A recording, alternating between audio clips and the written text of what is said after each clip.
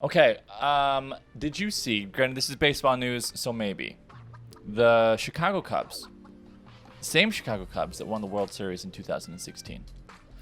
Before the trade deadline, on July 31st, they traded 7 players in the span of 2 days. 3 of those players were on the World Series team in 2016. Pivotal, key players. Are they washed up? No. Chicago blew up their team Why? Why? because apparently they thought it was time. They're just they're in rebuild? Apparently they're like, we don't want you anymore, Chris Bryant. We don't want you anymore, Javi Baez. We don't want you anymore, Anthony Rizzo. I saw that. Who was the guy who cried? That was really sad. Well, he held back tears, but might have been Bryant. I saw that Rizzo, once he found out that he got traded, he went to Wrigley and went on to the Ivy and was taking photos out in the with his family. Yeah, it was terrible. Like, they all did not want to leave. And then all 3 of those guys in their debut with their new teams all hit home runs. All of them hit home runs on their debut night. So good for them. 100%. Good for them. Good for them. So, no, I don't think that they were washed up. However, this whole concept of rebuilding, most of the time, I'd say well over 50% of the time, when a team decides to rebuild, it's too late. Because when they decide to trade their players away, their players are washed up or they're past their prime. Mm-hmm. Great example is the Detroit Red Wings. Mm-hmm. We cared about making it to the playoffs every year. We had the longest active streak of making it to the playoffs. We went 25 straight seasons. That is pretty insane. And so but like, we lost in the first round. Every time? Not every time, but like the last 6 or 7 years, we did not go far, but we were good enough to get in, and we didn't want to blow That up. almost hurts more. We didn't want to blow the team up because we're like, oh, playoffs, that's what we got to do, and now it's too late, and now we're literal trash. The Tigers did it in pieces. We just took a little bit too long to blow up our team. And so I think what I'm asking is, because normally when you blow up a team, obviously you're bummed, but you understand why they did it. Correct. In the Cubs case, did they do the right thing? Because everyone is so pissed. Were they like, yeah, we have maybe like a year or two, but we just don't have the pieces right now, so we're going to try and get as many good pieces as we can from these 7 players. 7 players is a lot of players. 7 players is basically an entire team. Yeah, in the span of 2 days. 2 days. Well, I mean, obviously they got players in return. Sure. Now, that's my question for you. The guys that they brought in, are you like, I guess, you know what? Only time will tell. They're not the players that they traded away. Only time will tell. Yeah, and so obviously we don't necessarily have to talk about the Cubs too hard because you're not a giant baseball fan. But what's your take on just blowing up teams in general, rebuilding?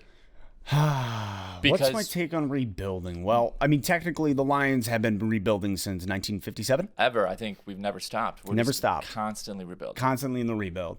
You know what? So I think have a skewed view on the old rebuild. That's okay. However, how many times do teams hold on to players because they're holding on to tradition? They're holding on to merchandise sales. They're holding on to the dollar bills attached to a name. Speaking the truth. Okay, right? So I look at perfect example, spoiler alert, the Detroit Lions, Matt Stafford. Dun, dun, dun. You're an idiot. How many times have we rebuilt around Stafford in the last 12 years? Well, I say 3 or 4. So in those 3 or 4 times, he knew, here comes another rebuild. So he comes to ownership and he says, I'm requesting a trade because I don't want to be a part of the rebuild again. I want to go win it now. It was the right move.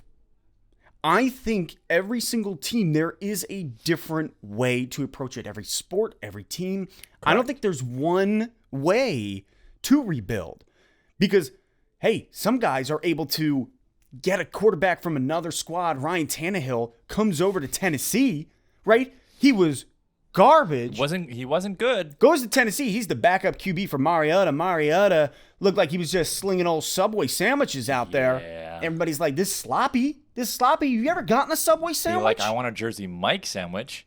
I mean, that or take me to Polsky Smack on Route 23. Okay, nobody knows what that means. So there you have Mariota, super sloppy. Tannehill comes in. They start getting these pieces. Not that they rebuilt around Tannehill. However, the right pieces start to mold together, and sometimes the puzzle every puzzle looks different. Yes. Every rebuild looks different.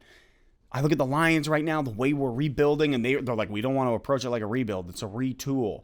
And I'm like, No. okay, I get what you're saying, but it also really does feel like we're rebuilding. Yes, we have some of the tools.